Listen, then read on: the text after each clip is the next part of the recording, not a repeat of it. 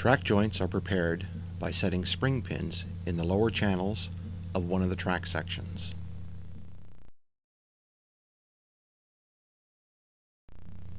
Track sections are snapped up in place on the installed brackets.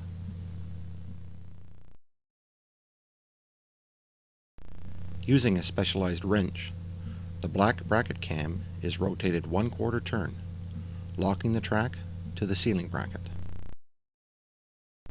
At track joints, the spring pin tool is used to tap both pins along the channel until they span the joint, ensuring perfect alignment. Track brackets span all joints. Secondary cams are inserted, rotated, and locked in place on both sides of the joint, adding support and aiding alignment. When necessary, the track can be removed by unlocking the cams and sliding the bracket release tool in and under the bracket's wings.